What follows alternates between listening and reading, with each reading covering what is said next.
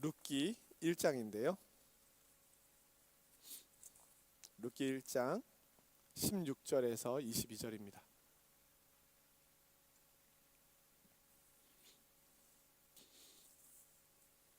자, 교독해서 보도록 하겠습니다. 제가 먼저 읽겠습니다. 룻이 이르되 내게 어머니를 떠나며 어머니를 따르지 말고 돌아가라 강권하지 마옵소서. 어머니께서 가시는 곳에 나도 가고 어머니께서 머무시는 곳에서 나도 머물겠나이다. 어머니의 백성이 나의 백성이 되고 어머니의 하나님이 나의 하나님이 되시리니.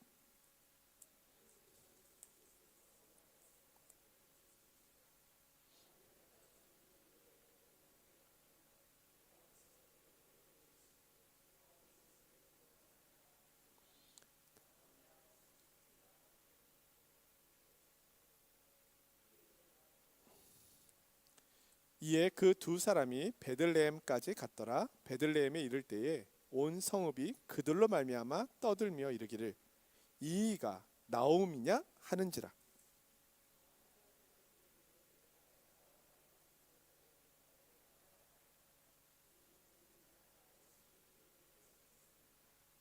내가 풍족하게 나갔더니 여호와께서 내게 비어 돌아오게 하셨느니라. 여호와께서 나를 징벌하셨고 전능자가 나를 괴롭게 하셨거늘 너희가 어찌 나를 나옴이라 부르느냐 하니라.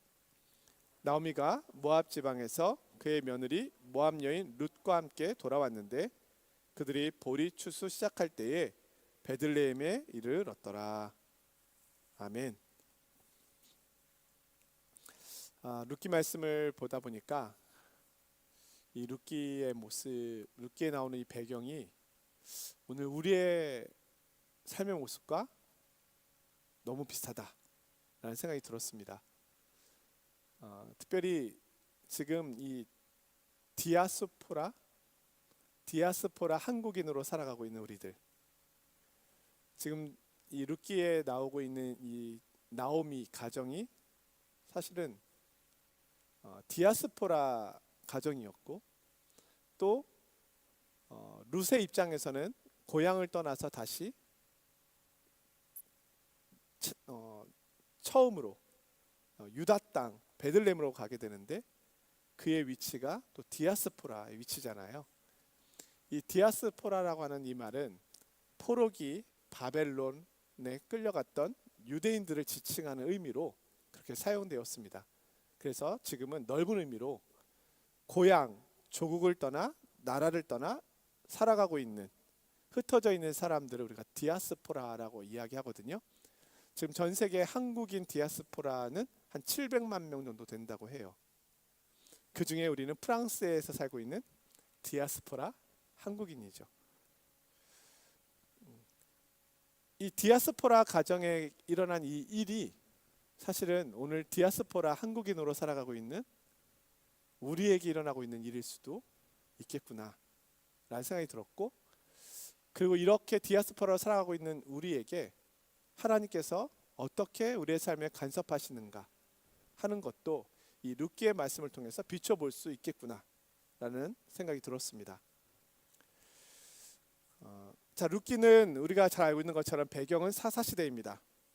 1장 1절에 사사들이 치리하던 때 이렇게 시작했거든요. 사사시대의 특징은 우리가 알고 있는 것처럼 여호와를 향한 이름은 있었지만 마음은 없었던 시대입니다. 종교적인 형식은 있었지만 내용은 비어져 있었던 시대가 사사시대입니다. 그러니까 형식만 남은 종교인 거예요. 하나님을 향한 사랑도 없고 하나님을 향한 경외감도 없습니다. 순종도 없습니다. 그들은 이방신을 섬기고 있었어요. 하나님을 떠나서. 그러면서도 스스로 하나님 주신 약속의 땅에서 하나님의 백성이라고 이야기하고 있었습니다. 때로 하나님께서 그들을 징계하심으로 그들이 회개할 기회를 가졌지만 그들의 회개도 오래가지 못했습니다. 왜냐하면 고통 속에 부르짖었던 형식적인 회개였을 뿐 마음을 돌이키는 회개는 되지 못하였습니다. 이 시대를 우리들은 영적 암흑기라고 말합니다. 모든 것이 형식화된 시대입니다. 본질이 빠졌고 내용이 빠져 있는 시대. 오늘 우리가 살아가고 있는 이 시대는 어떤 시대일까요? 영적 암흑기라고 말하면 과연 과장일까? 한번 우리를 돌아보게 합니다. 놀라운 것은 이 영적 암흑기와 같았던 이 시대에도 하나님께서 이들을 붙잡고 계셨다는 겁니다. 사실 사사기를 보면 약 300년의 시간 동안에 하나님께서 10명, 12명의 사사를 보내시는데 그 사사를 보내셨다는 것 자체가 하나님께서 그들의 삶에 간섭하고 계셨다는 것이잖아요. 근데 오늘 이 룻기서에서 볼 수 있는 것은 룻기 가정은 뭐 사사 가정도 아닙니다.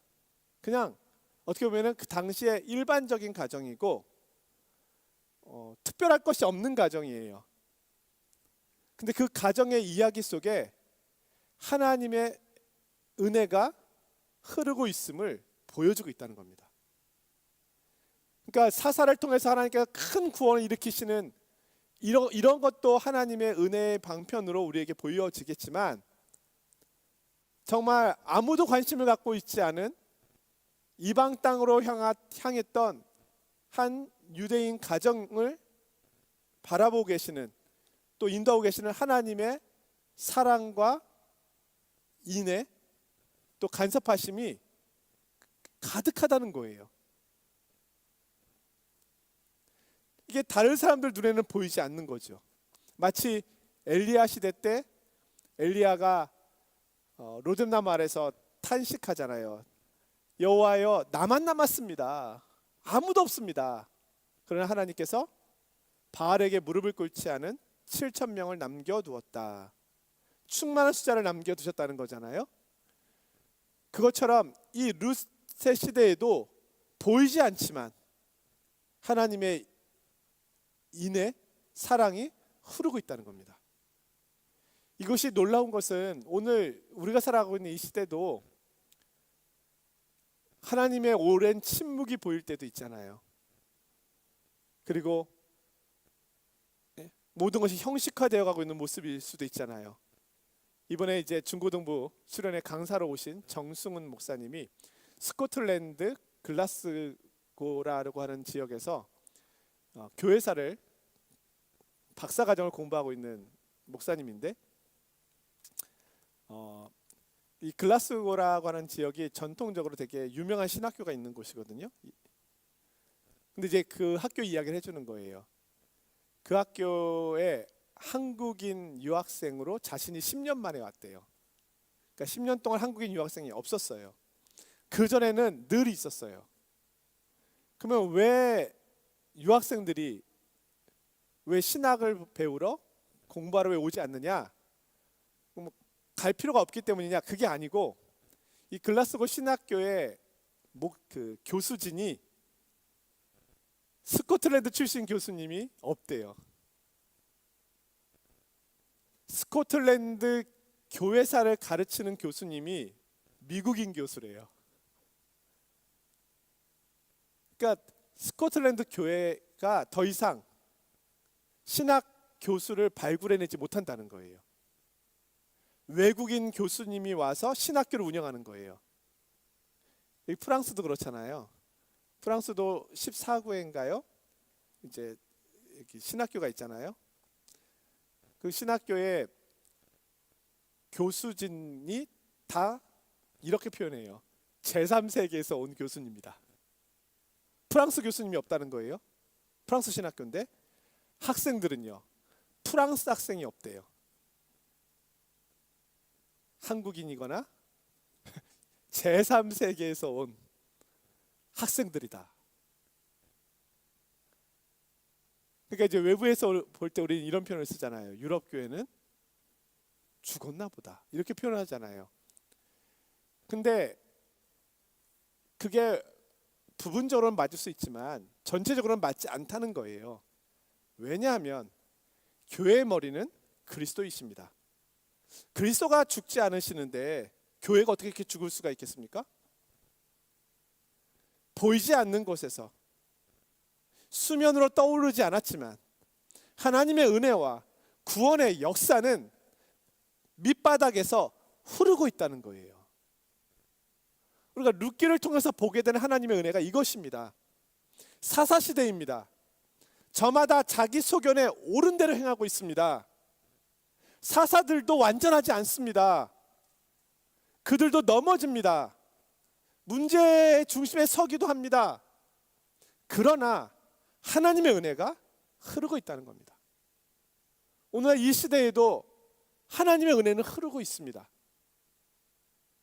단지 그것이 크게 보이지 않고 화려하게 나타나 있지 않을 뿐이지, 마치 예수님이 나사렛에서 태어나셔서 조용하고 은밀하게 하나님 앞에서 지혜와 은혜가 충만한 가운데 자라고 계셨던 것처럼 아무도 관심 갖지 않았던 지역이잖아요. 지금도 인간의 눈이 머무르는 곳이 아니라 하나님의 눈이 머무르는 곳에서 하나님의 구원의 역사가 우리가 보이지 않는 선에 있다 하더라도 어떤 면에서는 커다란 물줄기가 지하수처럼 흐르고 있을 수도 있는 겁니다. 하나님의 은혜는 멈추지 않는다. 이 영적 암흑기라고 보여지는 이 룻의 시대 때, 사사시대 때 엘리멜렉이라고 하는 이 가정입니다. 뭐 이름 있는 가정 아니잖아요. 엘리멜렉 잘 모르시잖아요. 성경이 나오니까 알 뿐이지. 예? 베들레헴에 있는 작은 가정, 그 가정이 아들 둘을 데리고 모압 지방으로, 이방 나라 땅으로 왔습니다. 이사를 왔습니다. 이민을 온 거지요. 10년을 살았습니다. 디아스포라, 유대인으로 살았습니다. 그런데 10년 동안에 큰 비극이 찾아왔습니다. 남편이 죽었어요. 아들 둘이 죽었습니다. 결혼을 했는데 남은 것은 며느리 2명뿐입니다. 나옴이라고 하는 시어머니와 며느리 2명. 며느리 1명은 오르바, 1명은 룻. 이들이 고향을 떠날 때는 큰 꿈을 꾸었을 거예요. 흉년이 들어서 어쩔 수 없이 고향을 떠난 것이거든요. 살기 위해서 떠난 겁니다. 아마 이 가정 외에도 또 있었을 거예요. 어떻게 합니까? 살아야죠.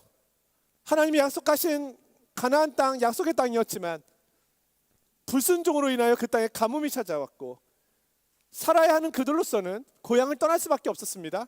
고향을 떠날 때 말리는 사람들도 있었을 거예요. 그렇죠?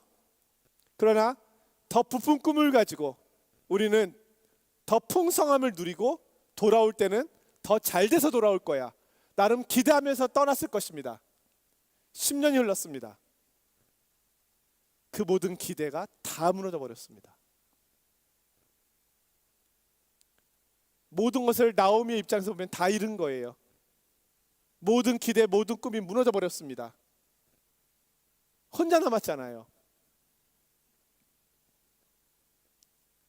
그런데 이 슬픔과 어려움에 빠진 이 가정, 가장 불행해 보이는 이 가정에 하나님께서 주목하고 계셨다는 겁니다. 그것이 은혜였다는 거예요. 룻기에서는 은혜라는 단어보다 인애라고 하는 단어를 사용합니다. 헤세드, 인애였다. 인애라고 하는 말이 나오거든요.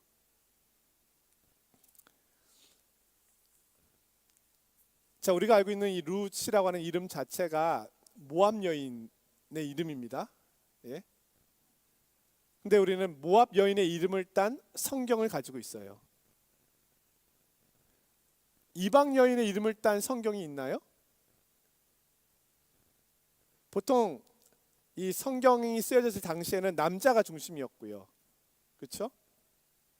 그리고 에스더, 여왕, 유대의 여왕 정도 되면 이름을 가질 수 있어요. 에스더서. 그 외에 이방 여인의 이름으로 된 성경은 아마 없을걸요. 그렇죠? 룻이 유일하잖아요. 모압 여인의 이름을 가진 성경이 있어요. 엄청난 거 아니겠습니까? 보아스서라고 안 하잖아요. 어떻게 보면 보아스가 주인공일 수도 있잖아요. 룻이 주인공이에요. 왜요? 룻 가운데 흐르고 있는 하나님의 인애가 너무 특별하기 때문입니다. 어느 학자가 그런 얘기를 했는데요. 룻기에 흐르고 있는 하나님의 인애, 이걸 이제 지난주에 말씀드릴 때 사랑이라고 번역할 수도 있고 자비라고 번역할 수도 있다고 그랬죠. 근데 이 신학자는 우리말로 번역을 하면 이 인애라고 하는 말이 가장 우리말에 가까운 건 정이다. 이렇게 표현했어요.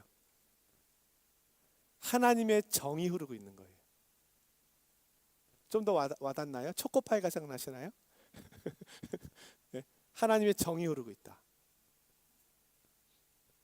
그리고 이 하나님으로부터 흐르고 있는 이 정이 사람을 통해서도 흐르고 있다. 그것이 인애이고요. 신약에서 이 인애라고 하는 말과 가장 가까운 번역을 한다면 아가페로 번역할 수 있다고 합니다. 사랑인데 어떤 사랑이냐? 아가페적 사랑이다. 그것을 이제 구약에서 헤세드, 인애라고 표현한다는 거예요. 그러면 구약에 이제 인애라고 하는 단어가 이 룻기에서 어디에 나오는가 우리가 한번 보면은요. 룻기 1장 8절에 나오는데 제가 읽어 드릴게요. 나오미가 두 며느리에게 이릅니다. 이제 남편이 아들들이 다 죽었으니까 며느리에게 이제 너희가 이제 고향으로 돌아가라. 더 이상 너에게 무슨 소망이 있겠느냐 하고서 돌아가라고 얘기를 합니다. 그러면서 두 며느리를 이렇게 축복을 빌어줘요. 당시에 유대인들이 자신의 백성이나 또 어떤 사람들을 축복하려고 할 때 축복했던 방법이 나와요.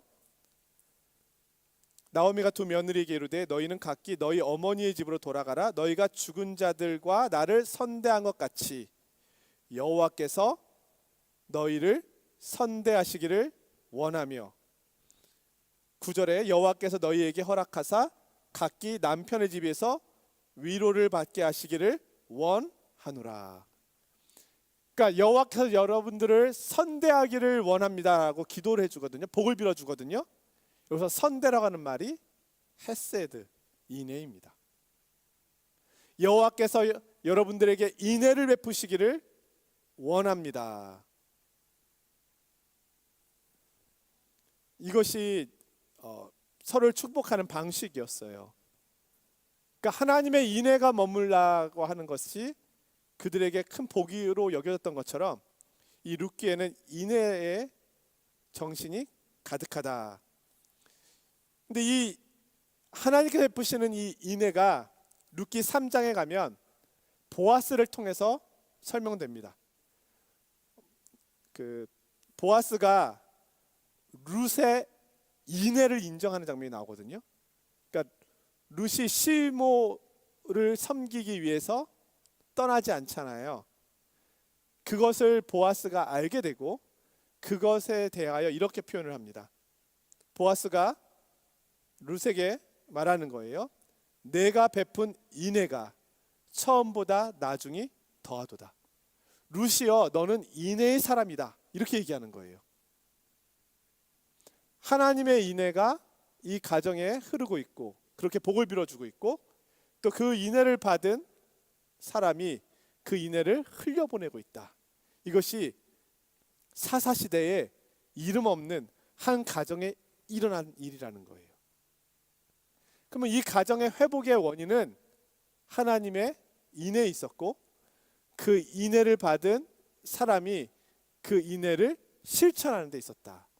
해서 룻기서는 인애에 베푸신 하나님의 은혜와 인애를 실천하는 사람들의 모습을 보여주고 있습니다. 그것이 어떻게 보면 주님의 길을 예비하는 역할을 하게 한 그 말씀의 중심이 되는 이유가 바로 그 인애라고 하는 단어에서 찾을 수 있다는 거예요.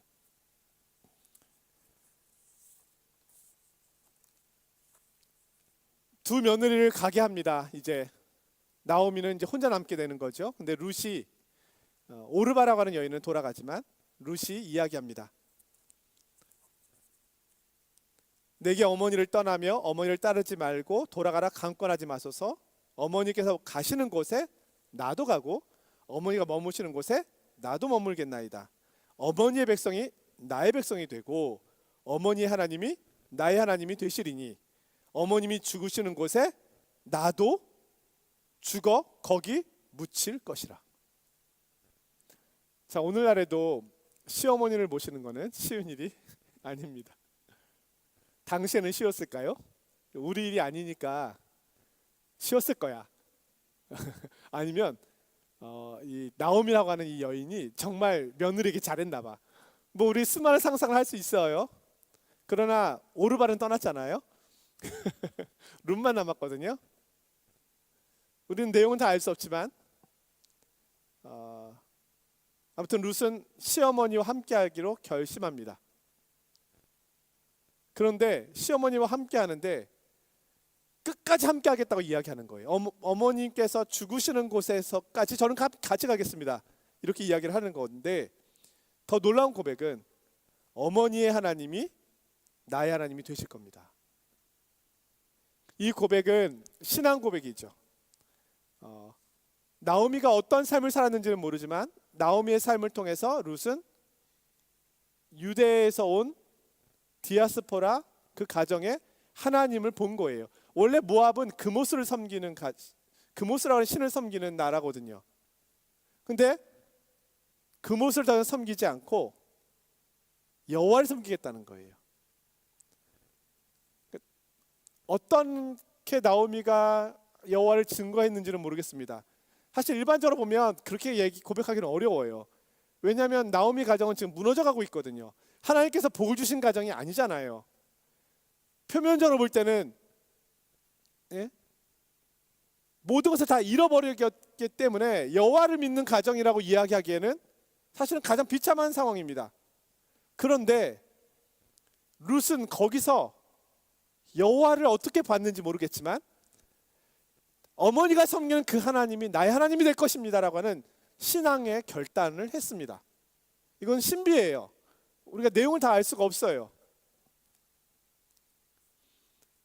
그래서 결국 룻은 어머니와 함께하게 됩니다. 그리고 이제 룻과 나오미는 고향으로 돌아갑니다. 고향을 돌아간 발걸음이 얼마나 무거웠을까요? 고향을 떠나올 때 얼마나 말리는 사람들이 많았을 텐데 그 만류에도 불구하고 떠나온 거잖아요. 수많은 가축들을 이끌고 금이 환영을 하면 좋겠지만 사실은 무너진 모습으로 돌아가거든요.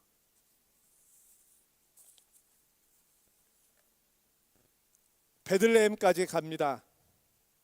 그런데 베들레헴 온 성읍에 소문이 났습니다. 오늘날처럼 이렇게 큰 도시가 아니었던 것 같아. 소문이 너무 빨라. 뭐? 나오미가 온다고? 그런데 모압 여인과 같이 온다고? 뭐라고? 둘만 온다고? 다른 가족은 없다고? 어떠다 그랬대? 수많은 소문들이 가득했을 겁니다.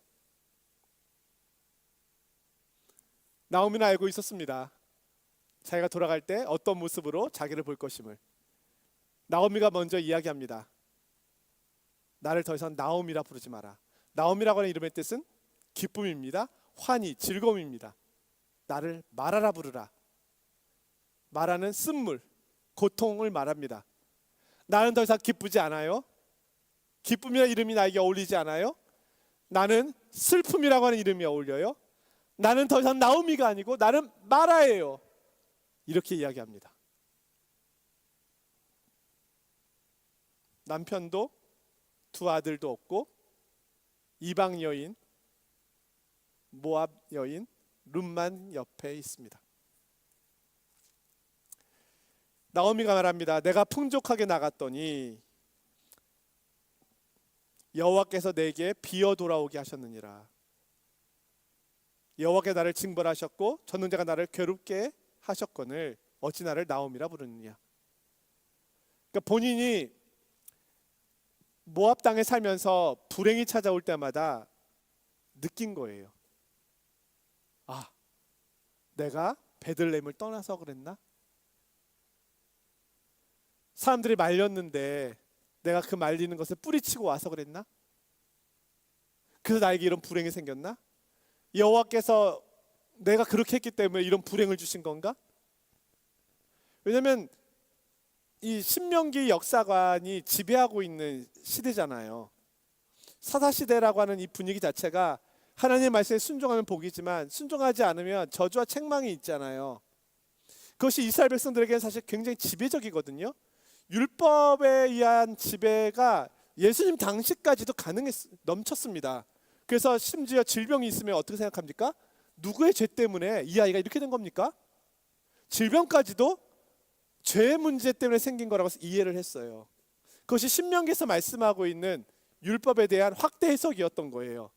그러니까 불행이 찾아온 것은 죄를 지었기 때문이고, 죄를 지었다고 하는 것은 하나님의 말씀을 어겼기 때문이잖아요. 나오미의 불행을 나오미가 생각할 때는 하나님의 말씀을 어겼고 하나님의 말씀에 순종하지 않았기 때문에 나에게 온 저주와 책망이고 그것을 하나님께서 내게 주신 것이라고 생각한 거예요. 그러니 얼마나 불행합니까? 하나님이 나를 책망하신다라고 생각하는 순간 우리는 피할 길이 없잖아요. 내가 잘못해서 내가 하나님의 말씀을 어긴 것 때문에 나에게 이런 불행이 찾아왔습니다.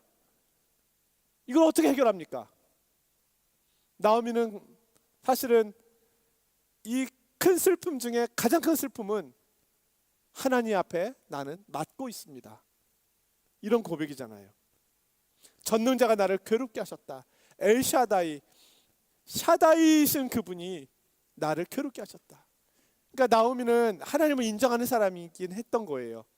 자기에게 온 불행이 우연히 온 것이 아니라 하나님께서 나에게 허락하셨다고 본 것이죠. 그런 면에서는 신앙이 있습니다. 그렇죠? 그리고 당시의 문화적인 종교적인 분위기에서 볼 때는 하나님에게 내가 책망받았다라고 나오미는 생각하고 있습니다.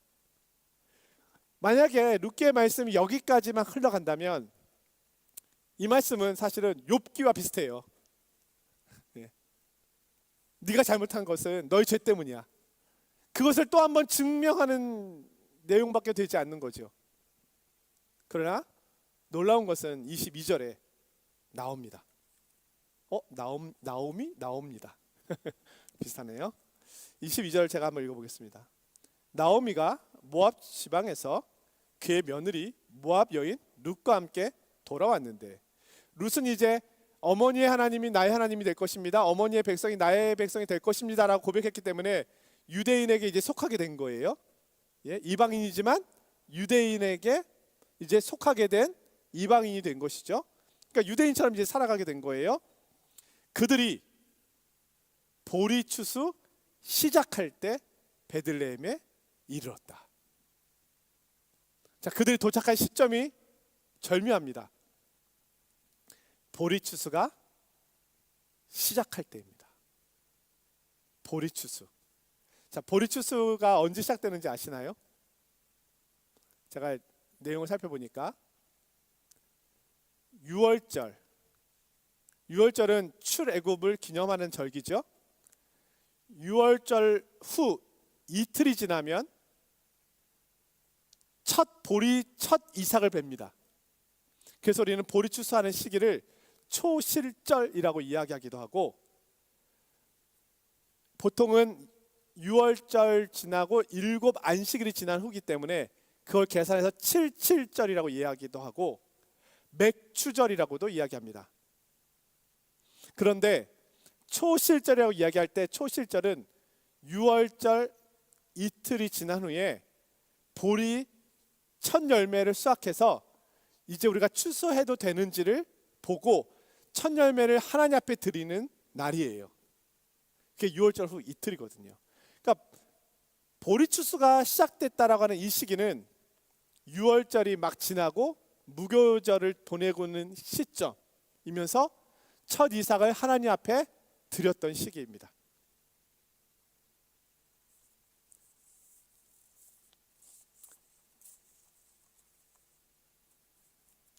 다시 말씀드리면 이 시기는 큰 잔치, 자, 유월절 잔치가 베풀어지고 맥추절을 준비하게 되는 큰 잔치가 베풀어지는 시기. 이 시기에는 가난한 사람들, 특별히 고아와 과부와 객을 돕고 나누는 그런 하나의 절기거든요. 뭐 우리 말로 하면 뭐 성탄절과 같은, 오늘날의 한국식으로 하면 추석과 같은 그런 풍성함이 넘치기 시작하는 절기가 바로 이때입니다. 이때 룻과 나오미가 돌아왔다. 그래서 학자들은 이렇게 이야기합니다. 이스라엘 백성들이 출애굽을 한 것처럼 룻과 나오미는 출모압을 했다. 그리고 그들이 베들레헴을 떠날 때는 베들레헴의 떡집인 베들레헴에 떡이 없었지만 그들이 돌아올 때는 베들레헴에 떡이 넘치기 시작했다. 이것 자체가 묘사해 주는 것이 하나님의 인애의 시작이라는 겁니다. 룻기서를 우리가 읽을 때는 감동이 적지만 유대인들이 룻기서를 읽을 때 1장 22절에 오면 감동을 받는다는 거예요. 이들이 베들레헴에 떠났는데 돌아올 때는 보리추수가 시작할 때다. 새로운 무엇인가가 펼쳐질 것에 대한 기대감이 1장 끝부분에 가득하게 되는 겁니다. 하나님의 구원의 은혜가 이제 시작되겠구나. 과부인 이 두 사람이 누릴 수 있는 혜택은 사실 제한적이잖아요. 이들이 어떻게 살아야 합니까? 보리 이삭을 베고 남은 이삭을 가지고 생활해야 되잖아요. 그래서 모세 율법에 의하면 너희가 추수할 때에 다 베지 말아라. 20% 정도는 남겨두라는 거예요. 그것은 가난한 자들이 와서 추석할 수 있도록, 그들이 생활할 수 있도록 하나님께 베풀어 주셨잖아요. 이스라엘 백성 안에 이런 하나님을 떠나서 살아가고 있는 사사시대이지만 이 인애의 강물이 흐르고 있다는 것을 암시하고 있는 겁니다. 실제로 보아스를 통해서 이 인애가 흐르고 있잖아요. 하나님을 떠나서 모든 사람들이 자기 소견대에 옳은 대로 행하고 있는데 보아스 가정처럼 믿음의 사람들이 여전히 이삭을 다 베지 않고 일부러 남겨두는 거예요. 가난한 자들을 위해서. 어떻게 이것이 가능할까? 하나님의 인애가 흐르고 있었고 그 인애를 받은 이스라엘 백성들, 보아스 가정에 하나님의 인애를 받은 그 인애를 실천하는 인애가 흐르고 있었다.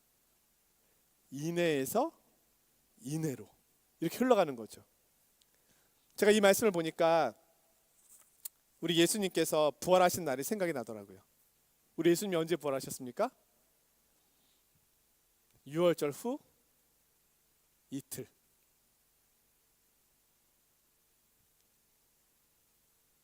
잠자는 자들의 첫 열매가 되었도다.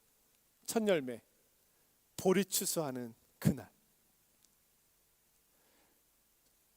보리를 베기 시작하는 첫 열매로 하나님 앞에 드렸던 그 초실절, 그것을 기념하는 그날, 유월절로 이틀째 되는 날, 우리 주님께서 부활하심으로 잠자는 자들의 첫 열매가 되셔서 부활의 추수를 시작하신 겁니다. 그리고 그리스도를 따라오는 이들은 다 부활에 참여하게 되는 것이죠.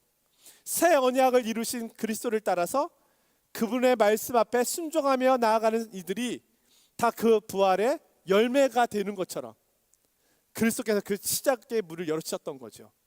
바로 이 보리추수라고 하는 이 말은 바로 이 인애의 출발이면서 하나님의 인애의 문을 열어가는 시작의 문이라는 거예요.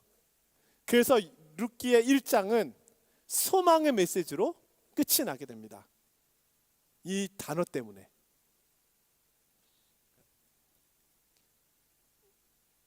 그래서 우리가 알고 있는 것처럼 이 인애가 헤세드가 흘러가기 시작해서 결국은 이름도 없었던 아무도 주목하지 않았던 이 가정이 결국은 하나님의 구원의 역사를 이루어내는, 메시아가 이 가문에서 나오게 되는, 그 어떻게 보면 통로가 되는 가정이 된다는 거예요. 그 가정이 유력한 가정이 아니라 이름도 없고 빛도 없고 연약한 가정이요, 저주와 하나님의 저주와 책망을 받았다고 생각한 그 가정에 도리어 이방 여인인 룻과 모든 것을 잃었다고 생각한 나오미, 말하라고 스스로 부르라고 외치고 있는 이 가정에 하나님의 구원의 역사가 나타나서 예수님의 족보에서 언급될 수밖에 없는 그런 놀라운 가정이 되었다는 겁니다. 그 인애가 가득한 가정의 이 모습이 결국은 예수 그리스도를 통해서 열매를 맺게 됩니다. 그래서 우리가 예수님을 뭐라고 불러요? 인애하신 구세주여. 인애가 인애를 낳아서 결국 예수 그리스도가 인애하신 주님으로 오시고 이 가문에, 그리고 그 인애를 다시 잠자는 자들의 첫 열매가 되셔서 우리에게 나누어 주십니다. 하나님의 인애가 흘러갑니다. 우리 디아스포라 한인으로 살고 계시는 우리 성도 여러분, 저를 비롯해서 하나님의 구원의 역사가 요란하게 일어나고 있지 않습니다. 정말 지하수처럼 수면 아래서 흐르고 있습니다. 그런데 이 인해의 지면 수면 아래 흐르고 있는 이 물줄기가 수돗물처럼 가늘하지 않습니다. 나이가라 폭포수처럼 이 지하수 밑에 우리에게 보이지 않지만 엄청난 물줄기로 흘러가고 있는 겁니다. 구원의 역사가 흘러가고 있는 거예요. 지금도 오늘 우리의 삶의 자리에 이 인해의 역사가 있습니다. 눈으로 보는 것이 전부는 아닙니다. 저는 유학생활을 마치고 돌아가는 우리 젊은이들 가운데 학위를 받아서 정말 보란듯이 돌아가는 젊은이들도 있지만 하다 안 돼서 환율은 오르고 버틸 수 없어서 돌아가게 되는 젊은이들도 있습니다. 그러나 그렇다고 해서 하나님의 인애가 멈춘 것이 아닙니다. 도리어 더 큰 인애의 역사가 그 가운데 흐르고 있을 수 있는 겁니다. 신명기의 역사관이 전부가 아닙니다. 하나님의 인애는 그것을 다 설명되지 않습니다. 하나님의 구원의 역사는 우리의 눈에는 보이지 않지만 더 큰 강줄기가 되어서 우리 수면 밑에서 흐르고 있습니다. 이 구원의 역사가 우리를 회복시키는 것이고 결국은 종말에 이르러서는 물이 바다를 덮음같이 여호와를 인정하는 것이 온 땅에 가득하게 하시는 구원의 역사로 펼쳐지는 것입니다. 저와 우리 성도님들께 이 인애의 강물이 흐르고 있다. 이 인애의 역사가 우리 가운데 넘치고 있다. 그리스도의 사랑 안에서 보이지 않는, 때로는 내가 인식하지 못하지만 이 역사가 나타나고 있다. 이것을 늘 마음에 품고 우리에게 주신 이 디아스포라 한인으로서의 이 부르심의 자리를 신앙 안에서 잘 감당해 가시고 믿음 안에서 끝까지 달려가시는 성도님들이 되시기를 주님의 이름으로 축원드립니다.